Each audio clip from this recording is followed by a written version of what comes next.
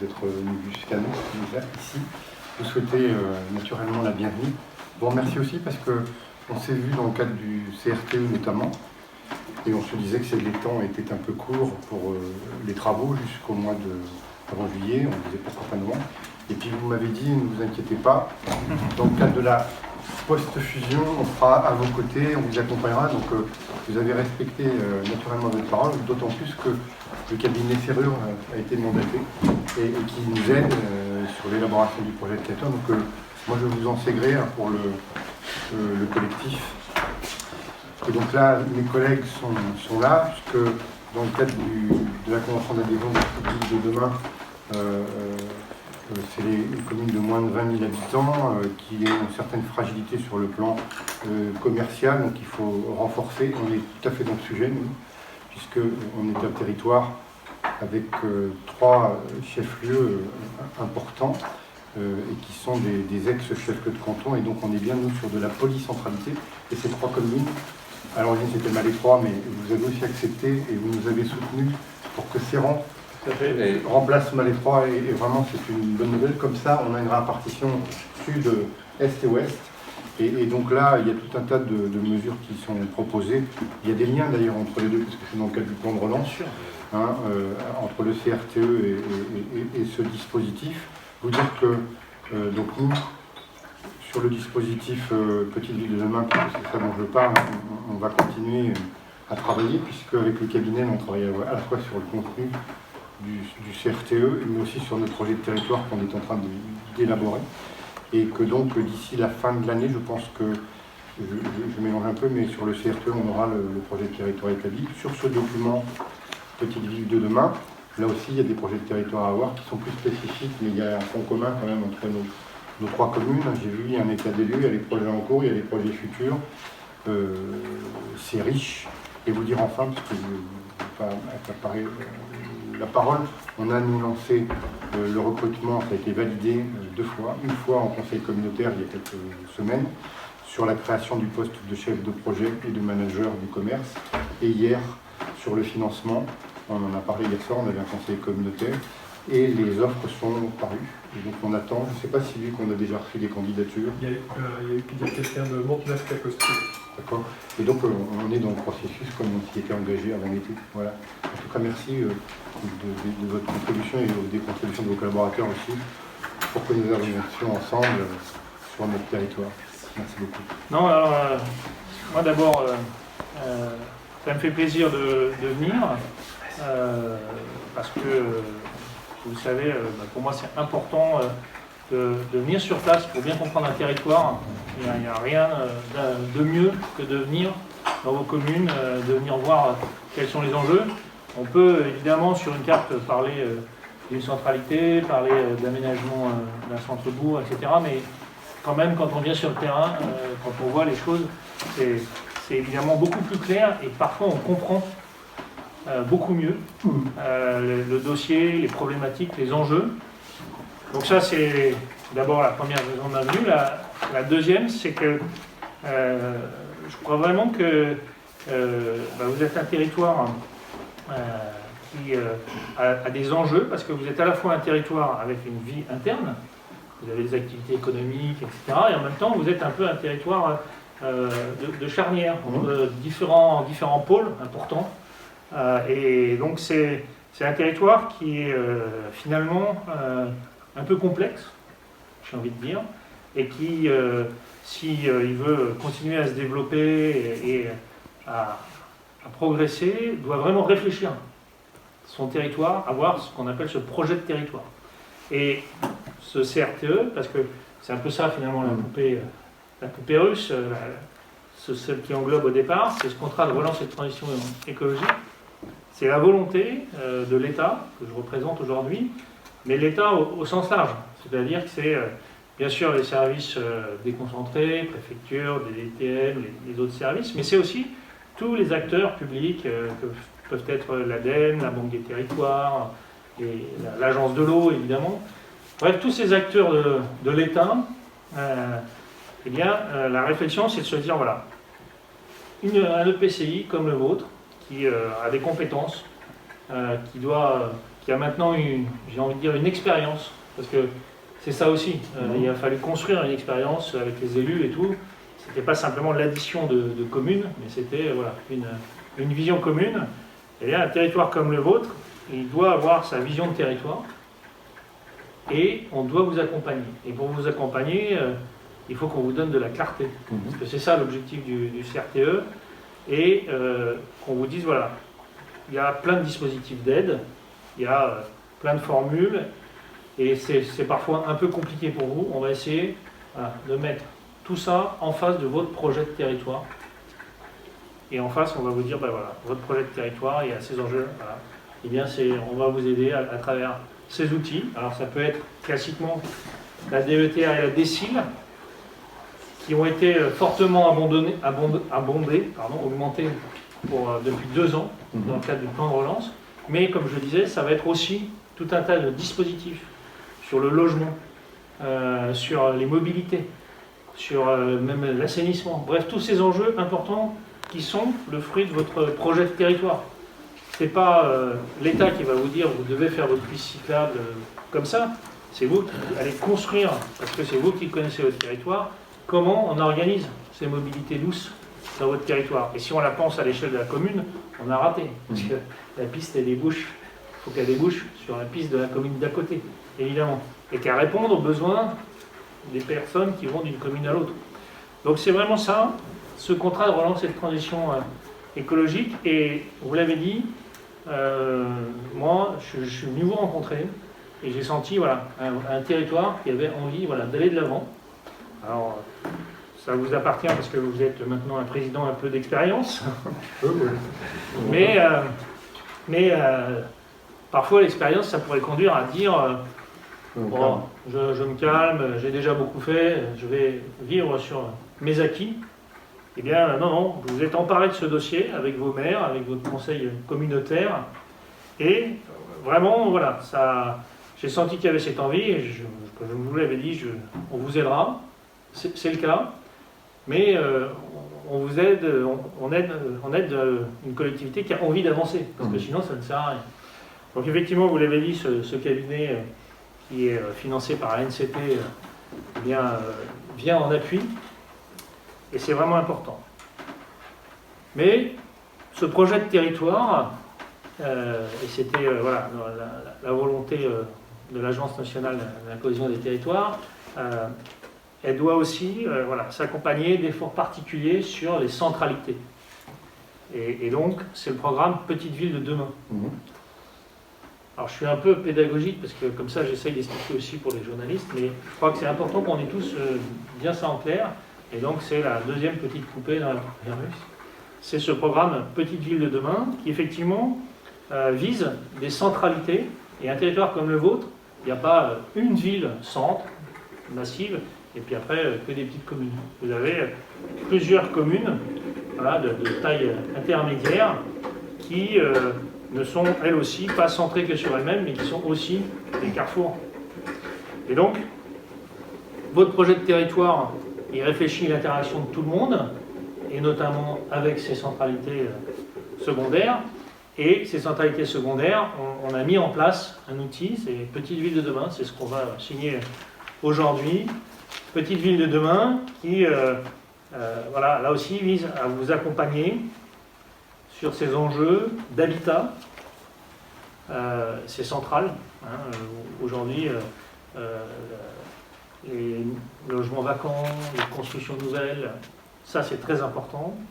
Donc sur l'habitat, sur l'économie, les commerces, les services à la population, mais aussi aux autres. Et à ce titre d'ailleurs, voilà, on est dans une collectivité où il y a un espace France Service, où il y a ce service à la population en proximité, là aussi. Peut-être un deuxième bientôt. Voilà.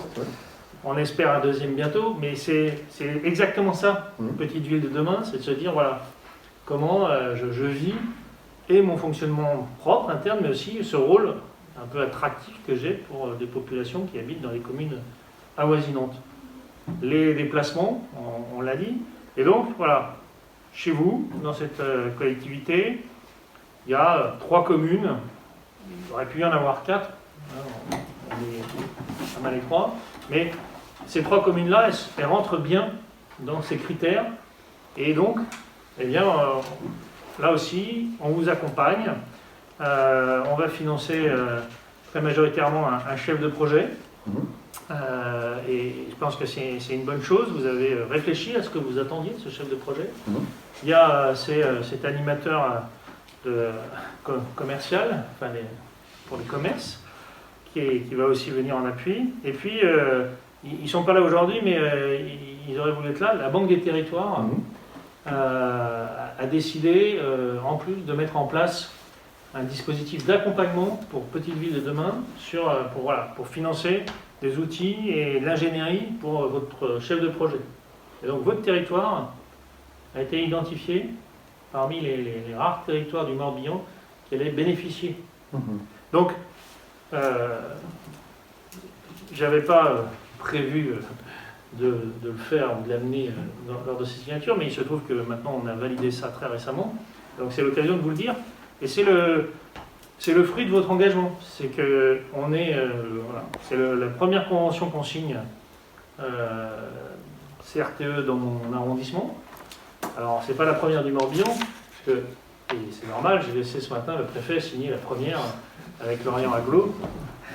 Le peu, vous voyez. Mais il faut savoir respecter la hiérarchie. Voilà, c'est la première dans l'arrondissement et c'est dans les toutes premières du département. Et pareil, pour Petite Ville de demain, voilà, vous êtes bien dans la dynamique, bien en avance, et donc c'est vraiment très positif. Et c'est pour ça que on vous a proposé pour bénéficier de ces aides, parce que on sait que ça va être du concret, on sait que ça va être utile, et donc il faut aider ceux qui ont démarré le plus fort pour que, j'ai envie de dire, ça fasse un effet aussi d'entraînement sur les autres. Donc voilà, ces deux contrats qui se complètent et qui sont complètement cohérents les uns vis-à-vis des autres, ce qui évidemment n'empêche pas, et je l'ai déjà dit à d'autres maires, et c'est la dernière papyrus, bien sûr, un maire à l'échelle de sa commune peut avoir ses projets, peut penser ses aménagements, et il n'est pas écarté évidemment de tout accompagnement, de toute aide, mais voilà, on a vraiment décidé, dans cette cohérence entre cette vision intercommunale et ces centralités, de faire un effort particulier au niveau de tous les acteurs de l'État.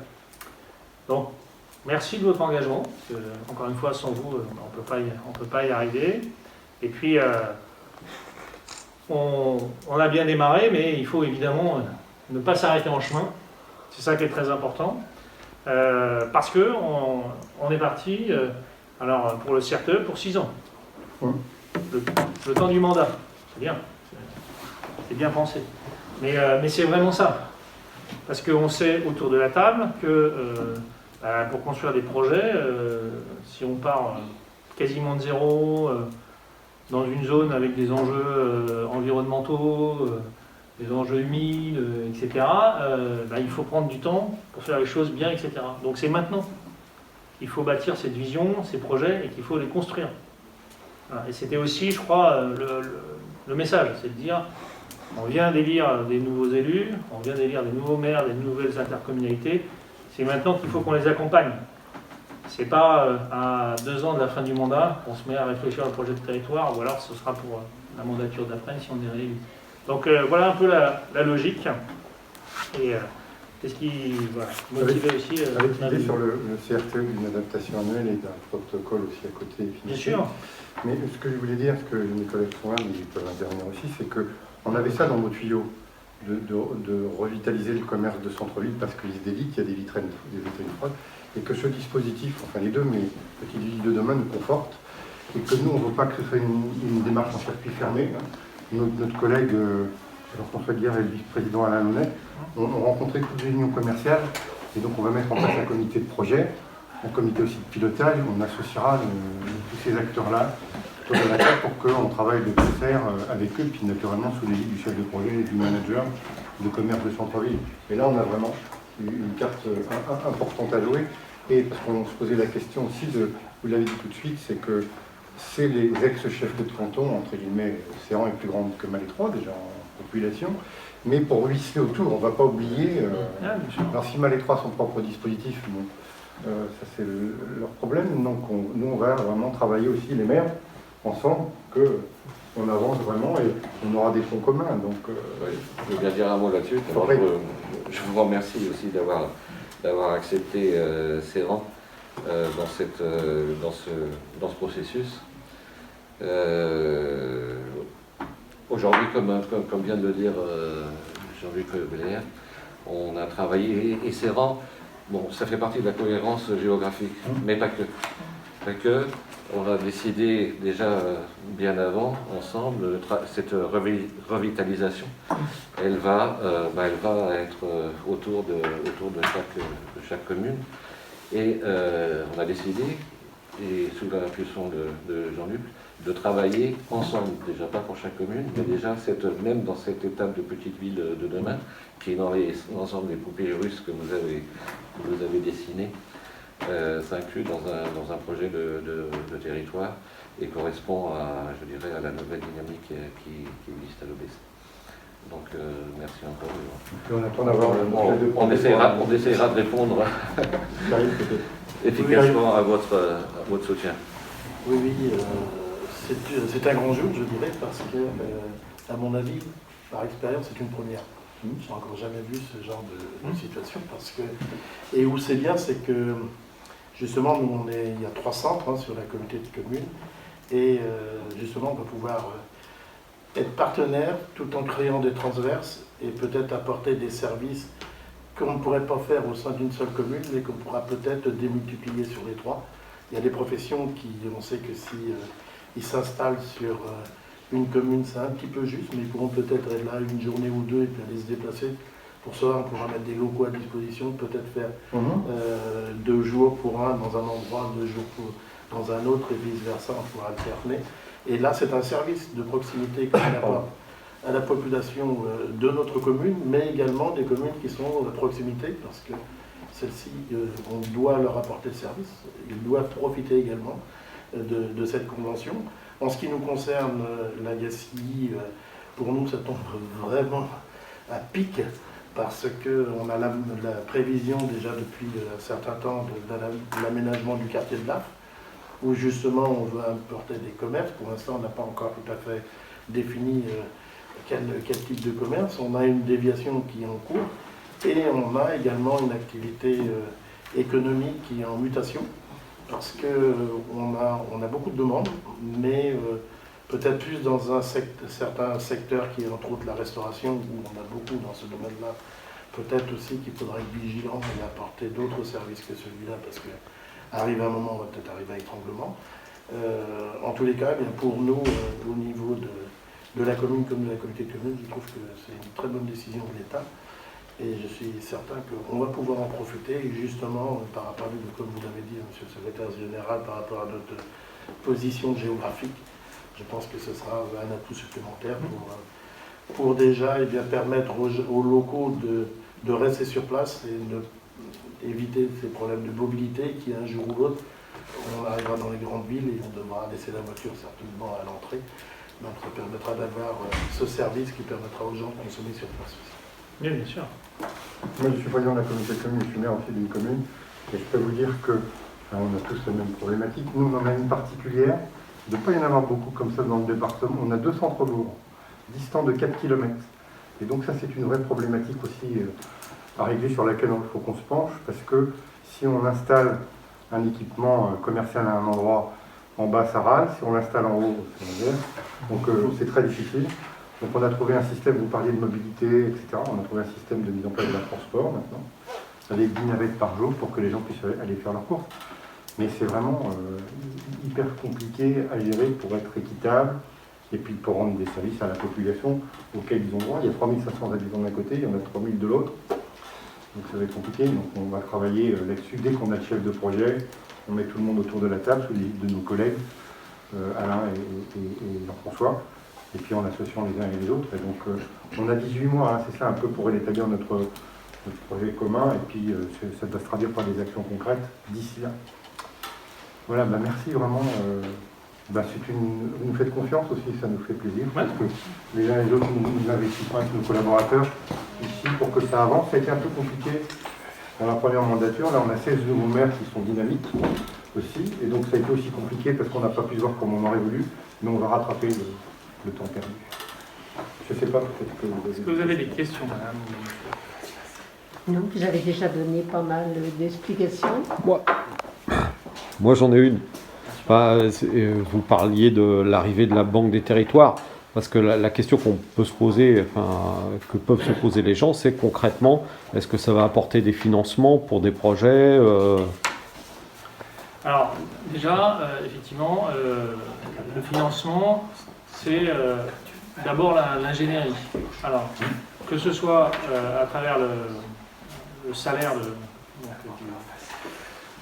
du chargé de mission, qui va être pris en compte par l'État à hauteur de 70%, c'est ça l'ordre de grandeur, que ce soit à travers de l'ingénierie par un cabinet, ça a été évoqué aussi pour le contrat de relance et de transition écologique. Voilà. Il y a un cabinet dont c'est le métier qui fait ça dans plusieurs territoires, qui vient en appui pour travailler le dossier de cette communauté de communes. Et alors ça a un double intérêt, c'est qu'ils ont un regard neutre, mais ils ont surtout aussi toute l'expérience d'autres territoires, donc ils ont vu d'autres choses, ils ont vu d'autres problématiques et d'autres solutions.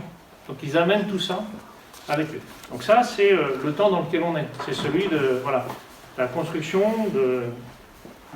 du projet de territoire et des enjeux. Comme j'ai dit tout à l'heure, là, pour ces trois communes, ces enjeux de logement, ces enjeux de mobilité, ces enjeux de services, de commerce. Donc voilà, donc là, on est en appui. Et c'est différent d'un territoire à un autre. C'est-à-dire qu'il y a des territoires qui ont déjà beaucoup avancé sur certains de ces aspects. Eh bien, on ne va pas les aider à refaire la réflexion s'ils l'ont déjà menée. Et donc, on est vraiment parti du besoin, et ça a été toute la grande discussion qu'on a eue avec la communauté de communes et les trois communes, c'est quel est votre besoin? Où est-ce que vous avez besoin de cette intelligence technique, cette expérience extérieure pour vous aider à progresser. Voilà, donc c'est ça qu'on amène tout d'abord.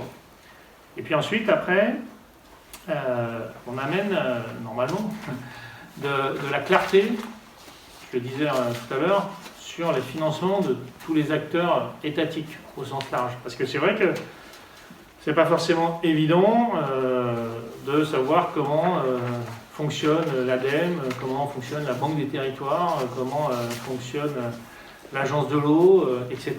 etc. Et nous, voilà, en tant que préfecture et en tant que direction départementale des territoires de la mer, puisqu'on travaille vraiment main dans la main, là, ces deux services de l'État ensemble sur ces sujets-là, eh bien, on est là pour faciliter la compréhension, leur dire c'est ça la bonne porte. Par exemple, on a mobilisé le CEREMA, qui est un autre service de l'État, pour une autre communauté de communes, parce que c'était vraiment ce service qui avait la technicité qui répondait aux besoins de cette commune. Et ils n'auraient pas eu ce réflexe-là, ils n'y auraient pas pensé. Parce que, voilà, c'est un peu complexe. Donc déjà, la deuxième chose, c'est qu'on amène de la clarté sur tous les financements ou tous les dispositifs existants. Et c'est souvent un plus, et ça permet d'amener concrètement des financements que les collectivités n'auraient pas forcément été chercher, ou de l'expertise qu'ils n'auraient pas forcément été chercher. Et puis, la troisième chose, c'est que les financements concrets, ils sont intervenus d'ailleurs déjà dans le cadre du plan de relance, puisqu'on a priorisé d'ores et déjà certains axes. Je parlais des voies vertes, je parlais de l'assainissement. Donc c'est vraiment des sujets, alors plus l'assainissement sur la côte, mais les voies vertes... Les voies vertes, ici aussi, c'est très clair. Donc voilà, il y a déjà des priorisations qui ont permis de financer de façon assez exceptionnelle dans le cadre du plan de relance un certain nombre de sujets qui sont qu'on va forcément trouver dans ces contrats. Et puis, demain, il y aura des appels à projets spécifiques sur ces enjeux-là et qui permettront pour ces collectivités, dans le cadre de ces contrats, de répondre à ces appels à projets qui seront construits pour eux. Et donc, ce sera ces financements-là qui viendront en plus permettre de réaliser leurs projets. Voilà en gros tous les éléments qui sont apportés. Mais le deuxième aspect, celui de la clarté et de la lisibilité dans les différentes aides dont peut bénéficier une collectivité, ça paraît peut-être pas très important, mais en fait c'est déjà très conséquent parce que c'est compliqué, évidemment, pour une collectivité, pour tout le monde. C'est une mission, vous m'avez confié cette tâche avec Alain Launay, le président de la commission éco, et je veux dire que je suis ravi qu'on arrive aujourd'hui à cette signature, parce que comme disait hier soir Valérie, en un an on a fait quand même un peu de chemin, et on a rencontré la BTPM, on a rencontré tous les unions des commerçants, et ça c'est très important. D'ailleurs, le manager de commerce va être cofinancé par toutes les communes à hauteur de leur nombre de commerces qu'ils ont dans les communes, c'est-à-dire que c'est vraiment quelque chose qui va être fait pour l'ensemble du territoire. Et comme l'a très bien dit, vous l'avez très bien dit aussi, c'est un territoire atypique, qui n'a pas de ville majeure, qui a 3 centralités. On dit souvent Lagacy, Guer et Malétroit, donc là aujourd'hui on va dire Lagacy, Guer et Serran, Valin, Yves. Donc, mais je suis aujourd'hui élu de la Comcom et je travaille pour la Comcom. Je mettrai mes petits rancœurs de côté. Donc là, on a signé la convention de ville de demain, là c'est le CRTE, donc là c'est entre... Le premier c'était l'État, les 3 communes et la communauté, et là c'est entre l'État et la communauté de communes. Donc,